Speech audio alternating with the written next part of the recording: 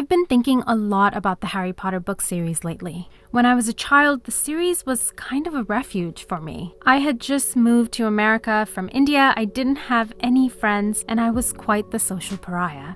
Thanks to my thick Indian accent, which I have fixed since, and very unstylish school outfits. So Harry, Hermione, and Ron became my friends, and whenever life was a little too rough, I used to tuck myself away into the magical world and imagine all the great adventures I would have. I had to grow up eventually and start living my real life, so I left the books behind. I felt like I had outgrown my need for it. After an almost 10-year hiatus from the books, however, I reread the series last year and have gained a new perspective on the wizarding world.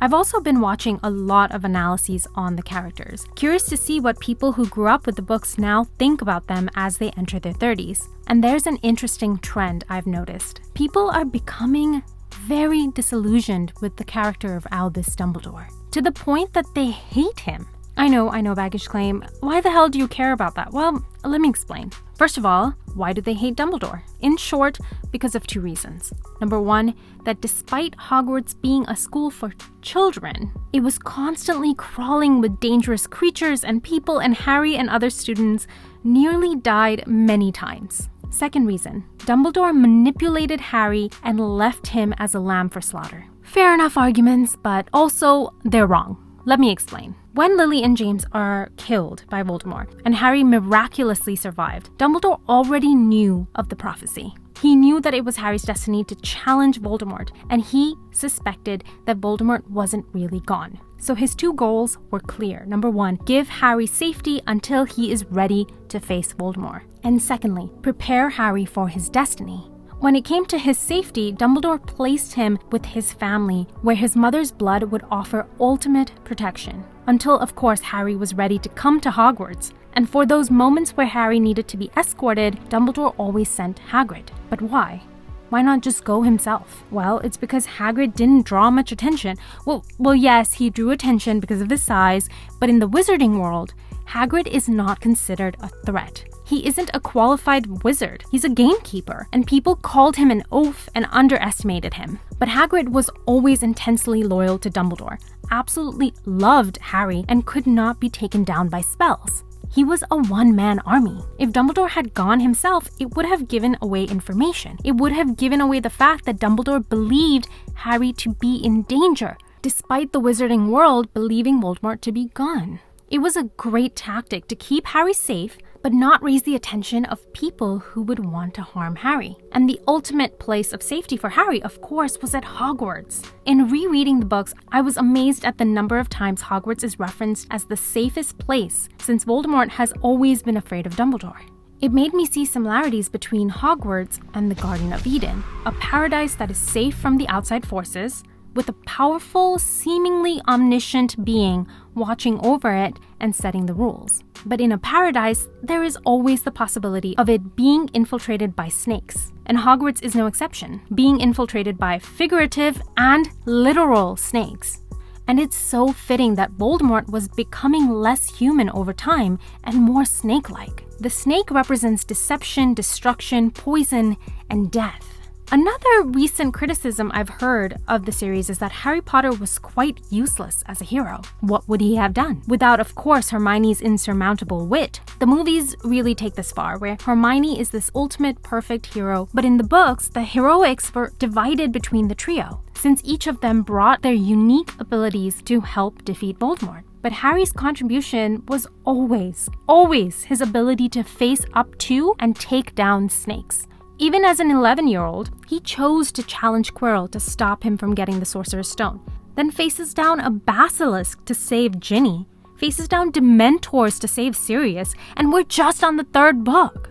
Yes, people will say that he had luck on his side and help. Yes, he absolutely did. But the most important part of these heroics was that where others would and did turn a blind eye to the snakes, Harry refused and put his neck on the line. Now, where was Dumbledore in all this? Well, usually catching up, because even though he seemed omniscient, he wasn't, and wasn't always able to come to Harry's aid. Dumbledore instead served as Harry's safety net, the backstop to any spillover from Harry's exploration outside of the safety net that Hogwarts offered. To me, this sounds like the ideal role a parent should play in their child's life. Creating a safe home where the child is free from fear, the cold, hunger, and other harsh realities of the world, but encourage them to slowly explore outside of their realms of safety so they can learn to face up to the world and become strong enough to one day leave the safe confines of their home and wrestle with the world. And as they evolve, they will eventually learn to create safety for themselves. Dark and difficult times lie ahead. Soon we must all face the choice between what is right and what is easy. But remember this. You have friends here. You're not alone. If Dumbledore hadn't given Harry the opportunity to face his problems and grow with his experience, if Dumbledore had swept in every time and solved all of his problems for him, well, when Dumbledore died in the 6th book, Harry would have been helpless after. Dumbledore knew that Harry's destiny was to take down Lord Voldemort. And seeing him grow up, seeing him stand up to every dangerous situation, well, Dumbledore knew that Harry was willing to take on his destiny. That Harry, by his own free will, would take on Voldemort because it was the right thing to do. And Dumbledore also knew that it was not his duty to intervene and spare him, but rather to prepare him for everything to come. Remember when I mentioned earlier that Dumbledore always seemed omniscient, even though he really wasn't? Dumbledore's goal of preparing Harry meant sharing with him his greatest gift, which was the ability to understand people. The book often talked about Dumbledore's intense gaze, and when he seemed almost to see through people. He always observed people, understood their motivations, and most importantly, saw them as they were, and not what he expected them to be. I can't tell you how important this particular lesson is. I myself have noticed instances where I expect people to behave a certain way, but I'm holding them to my standards and not their own. It's this understanding that made it hard for Dumbledore to be surprised by people, though he sometimes was, betrayed even, proving that he is, after all, not all-knowing and omniscient, but fallible. Dumbledore knew that the only way Harry would be able to defeat Voldemort is if he understood him. As his mentor, Dumbledore was not just trying to make Harry better, but really make him better than himself. And the 6th book is truly the handoff period, the changing of the guard. At the beginning of the book, on their way to see Horace Slughorn, Dumbledore tells Harry to keep his wand at the ready, just in case something happens. But he assures Harry that he need not worry about being attacked. "Why not, sir?" Harry asks. "You are with me," Dumbledore answers. But at the end, when Dumbledore is dying and Harry is bringing them back to Hogwarts, Harry says, "We're nearly there. I can apparate us both back. Don't worry." "I am not worried, Harry," said Dumbledore, his voice a little stronger despite the freezing water. "I am with you." I think this is such a beautiful moment, since it's a recognition of Harry's future, of Dumbledore's own obsolescence. It's Dumbledore's confirmation that Harry will be fine without him. When Dumbledore dies soon after, Harry's greatest and last protector is gone. And Hogwarts, the paradise that Dumbledore had maintained all these years, was lost. It was no longer a safe place for Harry to be. He was now ready to go out into the dangerous world with only his abilities. Dumbledore served his duty as a good mentor because he prepared him for that moment. There is a similar theme in the Black Panther movie, when T'Challa reunites with his father after his death. "I am not ready to be without you."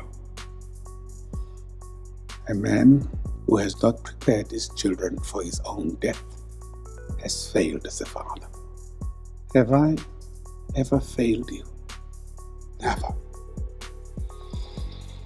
To criticize Dumbledore for not creating more safety for Harry is to not see the value of people learning to stand up on their own feet and create safety for themselves. This is the crux of the cultural war that we're embroiled in, at least in America.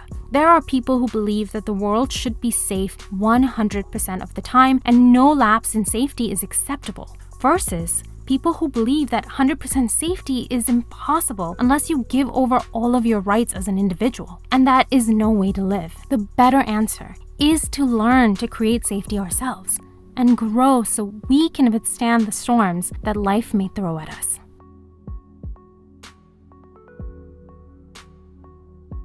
Thank Thank you everyone for watching. I hope you enjoyed this video. In a future video, I will be analyzing what happens to Harry after Dumbledore's death, and he discovers that his perfect mentor was not so perfect after all. I appreciate you all being so patient while I took this hiatus. Honestly, it just feels really, really good to be back. Thank you all for watching. I'll see you next time.